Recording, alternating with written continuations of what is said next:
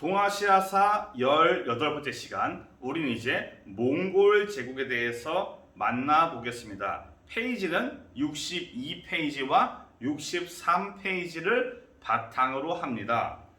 몽골 제국이 등장하기 전에 이 시점에서의 동아시아의 정세를 잠깐 한번 그려볼게요. 중국 북쪽을 차지하고 있는 국가가 어디였냐? 금나라입니다. 금나라한테 멸망한 다음에 이제 남쪽으로 송나라가 쫓겨갑니다.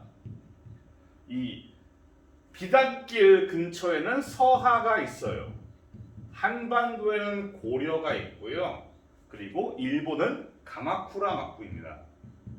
자, 이런 상황 속에서 몽골 고원에는 크고 작은 여러 가지의 몽골 부족들이 존재하고 있었습니다. 이들은 금나라의 이간질에 의해서 서로 나뉘어서 분열된 채로 통합되지 못하고 있었습니다. 이러던 몽골 부족을 통합한 게 누구였냐? 바로 태무친이라는 사람이 등장해서 몽골 부족을 하나로 통합합니다. 그리고 거대한 몽골 제국이 등장하게 되었고, 이 태무친은 이제 징기스칸으로 추대가 됩니다. 징기스칸, 중요한 키워드겠죠. 이 징기스칸이 형성한 몽골 제국을 다른 말로 예케 몽골 울루스라고 해가지고 대몽골 국가 혹은 교과서에는 대몽골 제국이라고 표현하기도 합니다. 울루스라는 단어는 몽골어로 국가를 의미해요. 국가. 이 몽골 제국은 칭기스칸은 어떻게 그 몽골 부족을 통합하고 이 몽골이 전 세계에 호령을 하게 되는 그런 원동력이 무엇이었냐? 바로 천호제와 백호제입니다. 지금 우리의 비유로 들자면은 지금 우리가 군대를 소대, 중대, 대대 이런 식으로 나누어서 편제를 했습니다.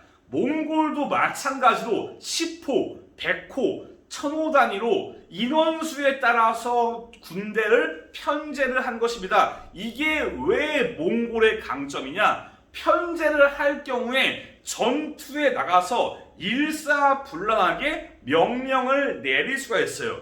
예를 들면 우리가 전쟁에 나섰을 때 몇 대대 일로 가고 몇 대대 일로 가고 이런 식으로 대대 단위로 명령을 내리면은 일사불란하게 전투가 이루어져요. 몽골도 마찬가지로 여기 천호는 일로 가고 여기 천호는 저리로 가고 이런 식으로 천호와 백호 단위로 명령을 내릴 경우에 몽골 기병들이 마치 유기적인 생명체처럼 움직이면서 적과 싸울 수 있습니다. 그래서 몽골이 더욱더 강한 힘을 보여줄 수 있었습니다. 몽골의 원동력 천호와 백호제가 있다는 점 알아두시길 바랍니다. 자, 통일한 징기스칸은 이제 주변 국가로 대외 정복 사업을 펼치기 시작합니다. 우선 먼저 옆에 있는 서하를 공격합니다.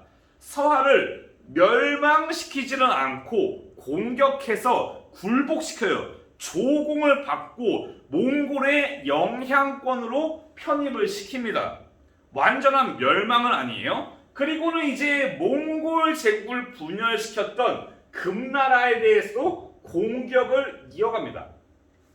금나라가 처음에는 몽골을 매우 얕봅니다. 야, 저 유목민 애들이 싸워봤자 얼마나 싸우겠냐 하고 금이 몽골과 싸우는데 몽골 애들이 때리는 게 겁나게 아픕니다. 막 가드를 쳐도 가드를 뚫고 막 들어와요. 겁나게 아파요. 금나라가 몇 번 맞다가 정신 못 차리고 결국 몽골 애들아, 알았어. 우리가 너네들이 혹시 요구하는 물자가 있으면은 다 줄게. 막 은이나 비단, 그래서 뭐 황실의 여자 이런 것들을 제공을 해서 몽골에게 평화를 애걸복걸합니다. 징기스칸은 금나라를 멸망시킬 의도는 없었기 때문에 물자만 받고 서하와 금에 대한 공격은 멈춥니다. 그리고 시선을 돌리는 게 서쪽입니다. 잠깐 지도를 보면서 설명을 드릴게요. 서쪽에는 당시에 이슬람 계열에서 신흥 강자 떠오르는 강자였던 호라즘 왕국이 존재하고 있었습니다. 이제 몽골이 서하를 패고 금을 팬 다음에 점점 서쪽으로 지나갑니다. 이 호라즘 왕국에 이제 사절단을 보내서 우리가 몽골인데 좀 친하게 지내주고 좀 뭐랄까 친하게 지내고 물자 좀 교류합시다. 사절단을 보냈는데 돌아온 것은 이 호라즘 당시의 장군이 몽골의 사절단을 모욕합니다. 이 사절단이 모욕당한 행위에 대해서 징기스칸이 매우 분노합니다. 그래서 호라즘 왕국을 공격해서 여기를 완전하게 정복해버립니다. 이슬람 계열에서 새로운 떠오르는 강자였던 호라즘도 몽골 제국을 이겨낼 수는 없었습니다. 호라즘까지 정복을 한 다음에 돌아와서 자기한테 계속 개기던 서하를 추가적으로 공격하다가 징기스칸이 사망합니다. 즉 징기스칸 때에는 서하와 금을 공격을 했고 호라즘 왕국을 정복했습니다. 이 징기스칸이 서하를 공격하다가 중간에 죽어요. 이 징기스칸의 유언이 뭐였냐? 서하에 있는 모든 것들은 다 죽여버려라 라는 유언을 남기고 실제로 그 다음 후계자인 오고타이 칸도 이거를 철저하게 완수를 합니다. 실제로 서하 지역을 정복할 때 어마어마한 사륙이 이어졌고 지금 현재 서하인들의 DNA는 남아있지 않다고 전해집니다. 자, 징기스칸이 사망하고 그 다음 오고타이 칸이 등장했습니다. 이때는 서쪽을 더 넘어서 아예 동유럽 쪽으로 진출을 합니다. 당시에 동유럽 쪽에서 존재하던 키예프 공국을 멸망시키고 폴란드라던가 헝가리 군대를 격파합니다. 동유럽으로 진출을 했어요. 키예프 공국을 멸망시키고. 그리고 이때 고려를 침공합니다. 고려와 관련된 얘기는 이따가 할게요. 그리고 남쪽으로 금나라에 대한 공격을 이어갑니다. 몽골이 금나라랑 막 아웅다웅 싸울 때 남송의 포지션이 살짝 애매해요. 남송도 알고 있어요. 금나라가 몽골에 의해서 멸망당한다면은 그 다음 차례가 남송이라는 것을 알고 있는데 문제는 금을 도와주기에는 과거에 멸망당한 기억 때문에 자존심이 허락을 하지 않아요. 남송은 그리하여 결정합니다. 금나라가 쳐맞든 말든 간에 우리는 그냥 지켜보겠다 라고 지켜보는데 몽골한테 쳐맞던 금나라가 갑자기 남송을 공격합니다. 남송 입장에서는 어이가 없을 겁니다. 아니 가만히 있어주니까 우리를 패네? 그때부터 남송이 분노해서 몽골과 함께 금을 공격하기 시작합니다. 양쪽에서 적을 맞게 된 금나라는 결국 멸망을 당합니다. 그래서 몽골이 서하도 정복하고 이제 중국 북쪽을 완전하게 장악하게 되는 겁니다. 근데 이 금나라를 멸망시킨 다음에 몽골과 남송 사이에 금나라가 가지고 있던 영토를 분배하는 그런 과정이 있었는데 여기에서 남송이 무리하게 몽골을 공격합니다. 분노한 몽골이 남송을 향해서 공격을 하면서 몽골과 남송 간에 40년이 넘는 기나긴 전쟁이 시작되게 됩니다. 자, 이윽고 다음 칸은 쿠빌라이 칸입니다. 이 쿠빌라이 칸 때는 수도를 옮깁니다. 원래의 몽골 제국의 수도가 몽골곤에 있는 카라코룸이었는데 여기는 말 그대로 허허 벌판에 위치한 수도로서 중국을 지배하는 데는 너무 거리가 멀어요. 적합하지 않습니다. 그리하여 쿠빌라이 칸은 카라코룸에서 대도, 지금의 베이징으로 수도를 옮깁니다. 대도로 옮겼다고요? 지금의 베이징이라고요. 이때는 또한 저항을 이어가던 고려를 몽골의 영향권으로 넣습니다. 더 나아가서 40년 이상 전쟁을 해온 남송을 멸망시킵니다. 그리고서 나라 이름을 정하는 게 원나라입니다. 그리고 읽고 원을 건국을 해요. 중국을 지배하다 보니까 중국 국가들에 맞게 중국식의 이름을 정한 겁니다. 그리고 이제 또 뭐가 있냐? 일본에 대해서 공격을 합니다. 자, 일본에 대해 공격을 하고 또한 대월도 원정을 떠나요. 근데 이 두 가지는 다 실패로 돌아갑니다. 지금 제가 좀 간략하게 몽골이 주변 국가들을 어떻게 공격했는가를 설명을 드렸어요. 각 칸별로 징기스칸, 오고타이 칸, 쿠빌라이 칸 각 칸별로 어떠한 정복 사업을 펼쳤는가를 잘 알아두시길 바랍니다. 징기스칸은 호라즘 왕국을 정복하고 서화와 금을 공격했다고요. 오고타이 칸 때는 동유럽에 진출하고 고려를 침공하고 금나라와 함께 서하도 멸망시킵니다. 쿠빌라이 칸 때는 대도 베이징으로 천도를 하고요. 고려를 몽골의 영향권으로 넣고 복속을 시켜버리고 남송을 멸망시키고 일본과 대월, 북부 베트남으로 원정을 떠나지만은 요 두 개는 실패로 돌아갑니다. 그리고 남송을 정복한 다음에는 원나라로 이름을 바꾸었다고요. 여기까지 이해가 되셨습니까? 넘어갈게요.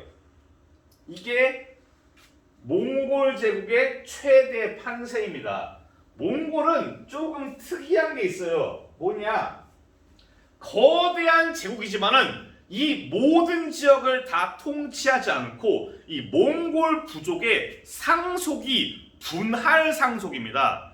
그래서 징기스칸이 죽을 때 그 아들들한테 지역들을 나누어 줬어요. 약간 봉건제의 느낌이라고 이해하시면 좋을 것 같네요. 그래서 각 지역별로 거대한 대몽골 울루스, 예케 몽골 울루스가 있고 그 안에 여러 가지 작은 울루스들이 존재하고 있었습니다. 이 작은 울루스들은 자기들의 어떻게 보면 조상이나 마찬가지인 이 원류인 이 몽골 제국, 이 원나라에 대해서 존경을 표시하고 이 원나라도 지방 울루스들에 대해서 나름대로 존중을 표했습니다. 약간 좀 느슨하게 연결되어 있는 게 당시의 거대한 몽골 제국이었어요.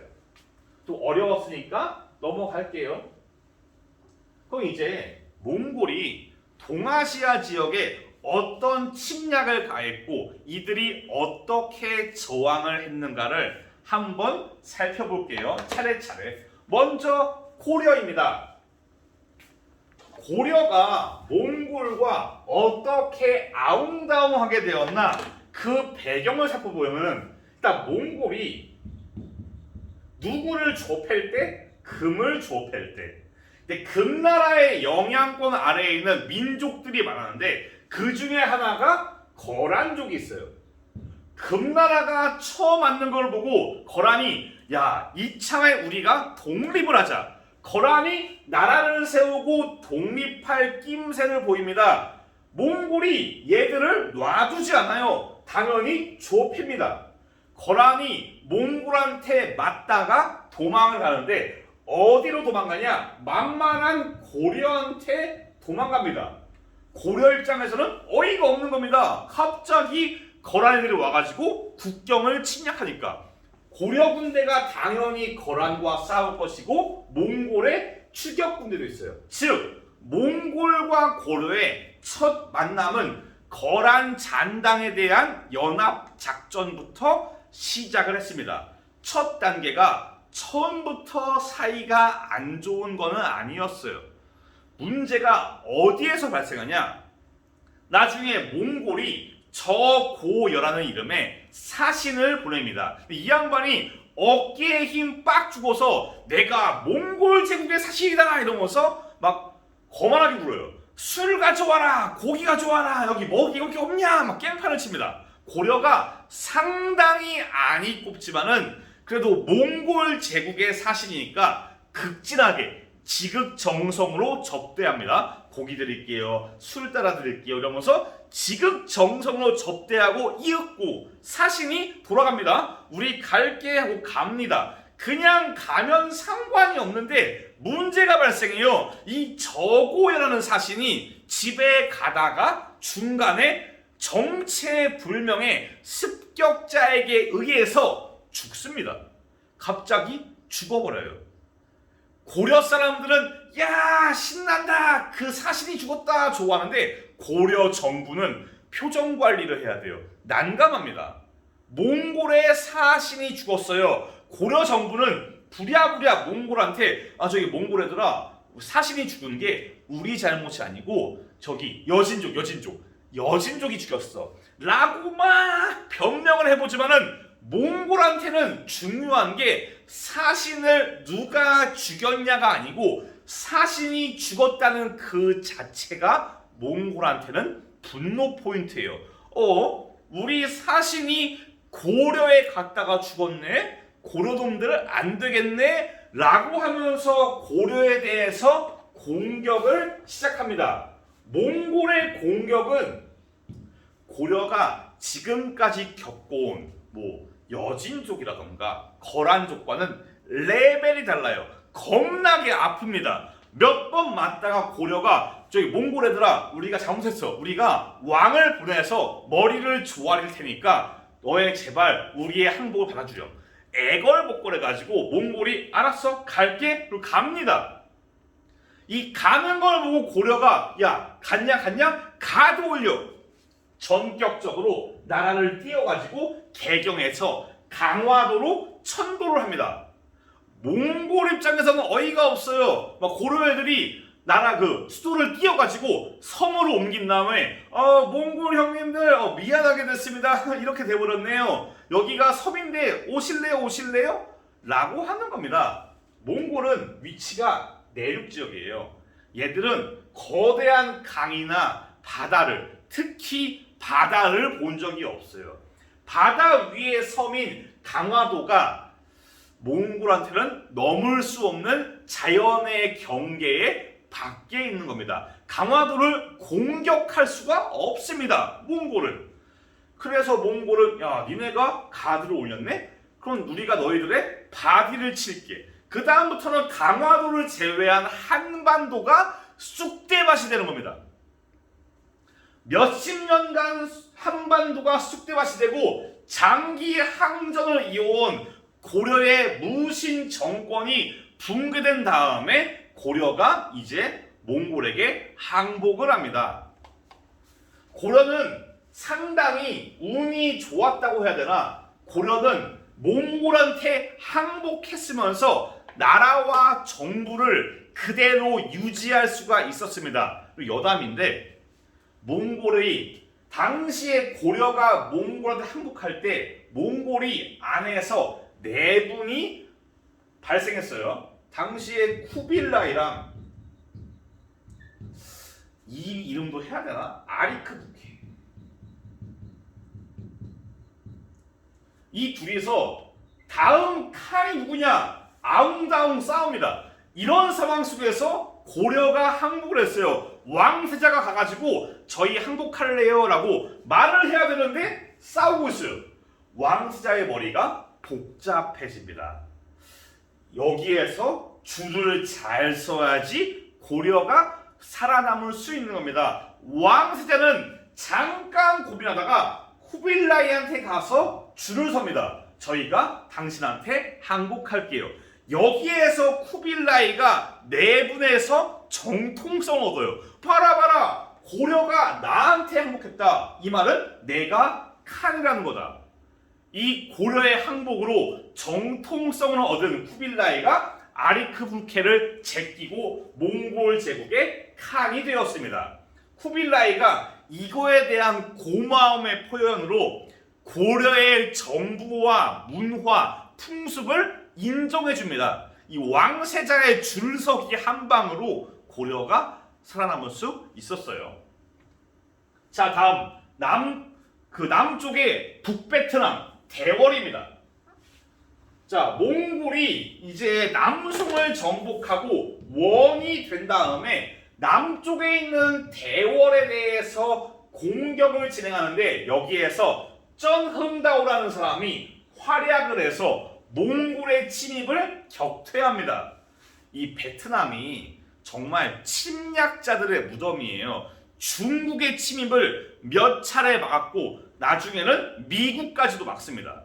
이 강대국이 침략할 때 베트남을 넘지도 못합니다. 몽골도 마찬가지예요. 몽골을 쳐들어왔을 때 이 베트남의 울창한 숲을 바탕으로 한 게릴라 유격전을 바탕으로 몽골의 군대를 격퇴합니다. 하지만 장기적으로 볼 때 몽골이 계속 쳐들어오면은 이게 힘드니까 대월도 몽골에게 조공을 바치면서 몽골의 세력권으로 살짝 들어옵니다. 일본입니다. 일본은 원나라가 고려까지 장악하고 남송을 먹었어요. 동아시아가 몽골과 원나라가 지배하는 질서 안에 들어왔는데, 바다 건너 송나라 일본은 아직 영향권이 아니에요. 이제 쿠빌라이가 편지를 씁니다. 자, 일본아, 야, 가마쿠라 마쿠야, 우리가 몽골인데 우리가 지금 남송 먹고 고려 먹고 너네만 남았는데 너네 개겨봤자 소용없으니까 항복하지 않을래? 라고 얘기를 합니다. 돌아온 거는 사신의 모가지입니다. 가마쿠라 마쿠는 몽골 사신의 목을 쳐가지고 결사항전의 의지를 다집니다. 한 번 또 보내요. 야, 일본아, 너네가 내가 누군지 물어보네? 나 몽골이야, 몽골. 원이야, 원. 캐기면 죽어? 라고 했는데 다시 한번 모가지가 와요. 여기에 완전히 분노한 쿠빌라이가 고려를 재촉해가지고 고려와 몽골이 연합해서 일본의 가마쿠라 막부에 공격을 개시합니다. 두 차례의 공격을 떠나요. 처음에 가마쿠라 막부가 몽골 군대랑 싸울 때 상당히 초반에 고전합니다. 왜 그러냐? 일본 애들은 그때까지 외부에서의 침입이 없었습니다. 자기들끼리만 치고받고 아웅다웅 싸우다 보니까 그들만의 룰에 빠집니다. 전쟁을 할 때, 일본 내부에서 전쟁을 할 때 양 군대가 부딪히면은 서로 지휘관이 나와가지고 자기의 그동안 일대기를 읊어요. 나는 어디 가문의 누구누구다. 적장은 나와라 그러면 나와가지고 나는 어디 가문의 누구누구다 막 밝힙니다. 서로 자기의 신분을 깐 다음에 신호 화살을 날려서 전쟁이 시작되는, 상당히 일본만의 룰에 빠져 있었는데 이거를 몽골이 왔을 때도 똑같이 합니다. 몽골 군대가 왔는데 나와가지고 나는 어디 가면 누구누구다. 몽골이 이거를 들어주고 앉아있을 리가 없잖아요. 몽골이 읽든 말든 신호를 날리든 말든 야 가서 족쳐버립니다. 초반에 이런 자기들만의 룰에 빠진 일본이 정말 초반에 어마어마한 고생을 합니다. 일본이 계속 쳐봤다가 점점 내부에서 대비를 해가면서 몽골군과 싸우고, 때마침 뭐가 불어오냐? 이 여름에 일로 불어오는 게 뭐가 있냐? 태풍이에요, 태풍. 절묘하게 몽골 군대가 와서 싸울 때 태풍이 불어서 몽골과 고려의 연합군이 가지고 온 배를 작살을 내버려요. 도망가지도 못하게 작살을 내버립니다. 물자도 없이 고립된 고려와 몽골의 연합군대는 여기에서 전멸을 당합니다.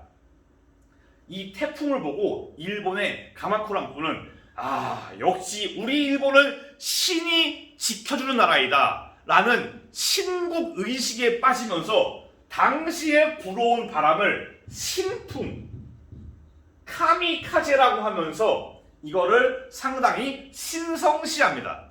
일본은 신이 지켜주는 국가다라는 의식이 일본 내부에서 등장을 해요. 이 카미카제 신풍이 나중에 어디에서 나오냐?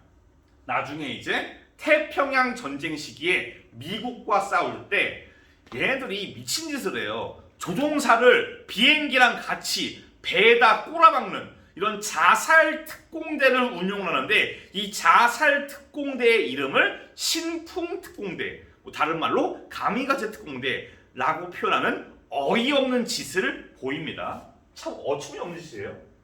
또한 대월도 몽골의 침입을 격퇴한 다음에 그들의 민족 의식이 성장해서 대월 사기를 편찬합니다. 교과서에는 없어요.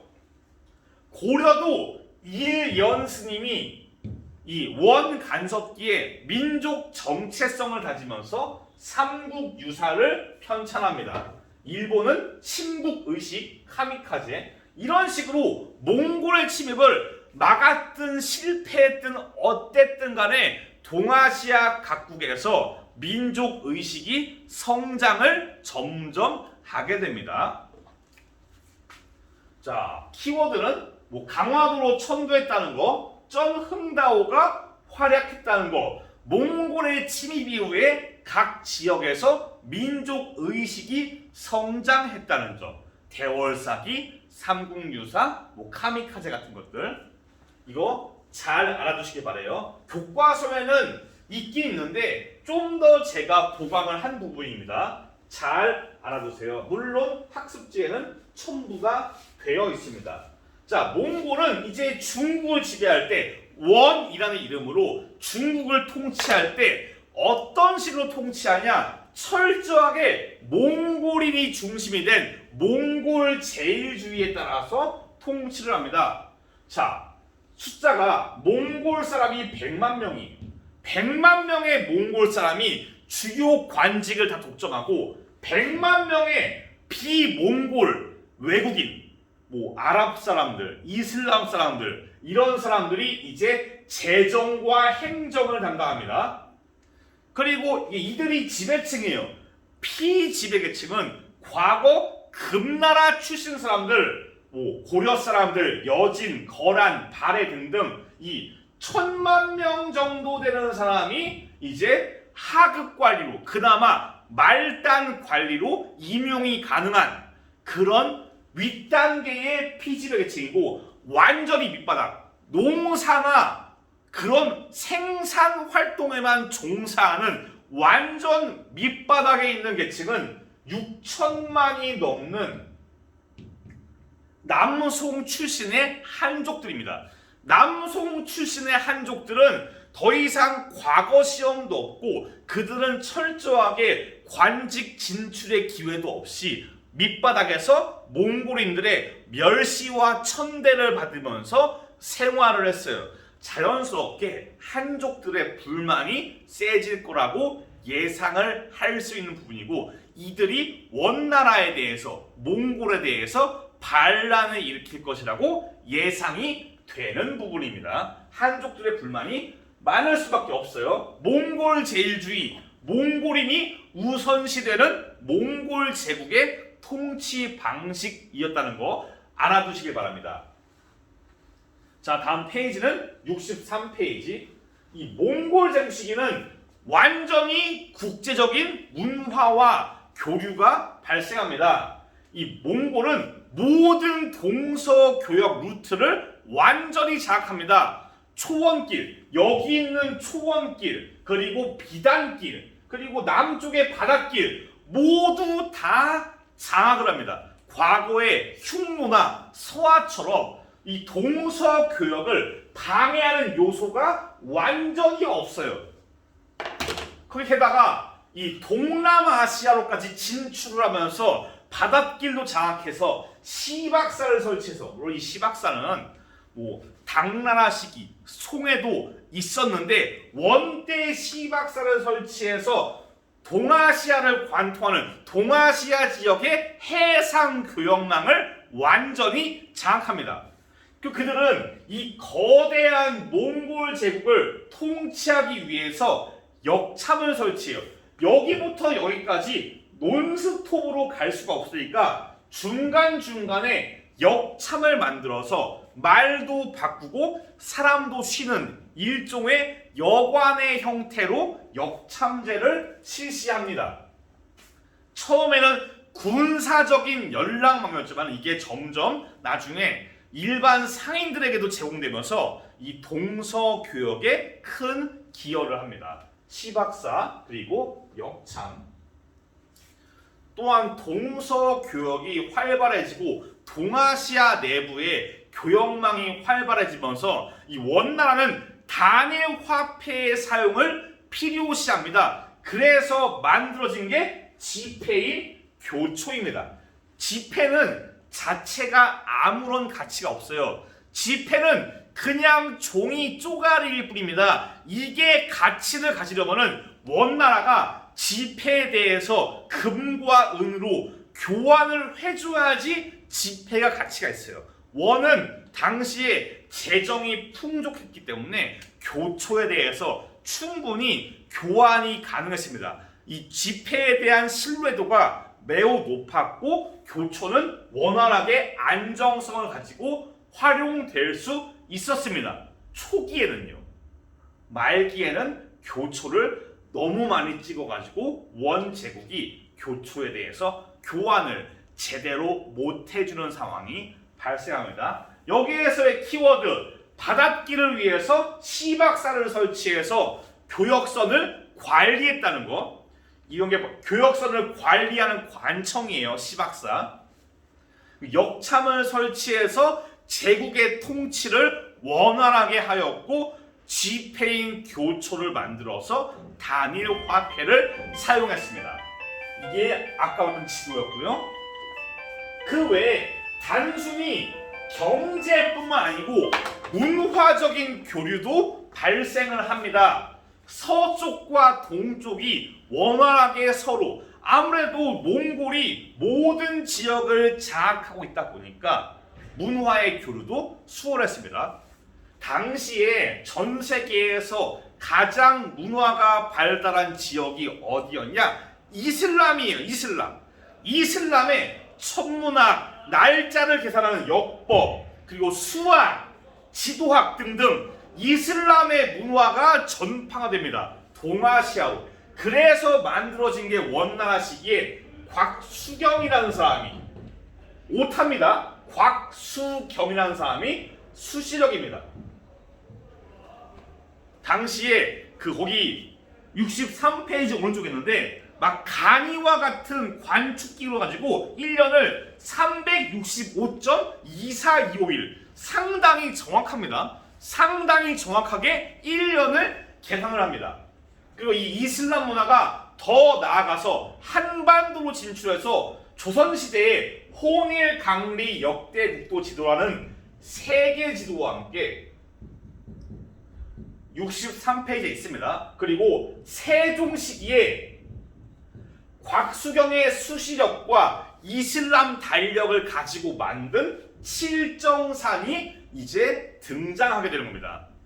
동아시아의 물건도 이슬람으로 들어갑니다. 송나라 시기에 만들어졌던 대표적인 발명품인 화약, 나침반, 인수술이 이제 이슬람을 거쳐서 유럽까지 전파되면서 유럽의 사회를 변화시킵니다.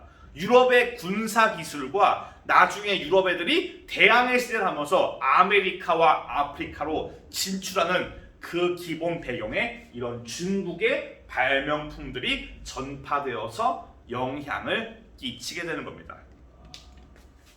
자, 오늘 수업은 여기에서 마무리 짓겠습니다. 다음 시간은 64페이지를 바탕으로 이 몽골 원나라의 길을 이은 명나라가 중국을 지배하는 과정과 명 중심으로 동아시아 질서가 새롭게 형성되어가는 그 과정을 만나보겠습니다. 고생 많았습니다. 다음 시간에 뵐게요.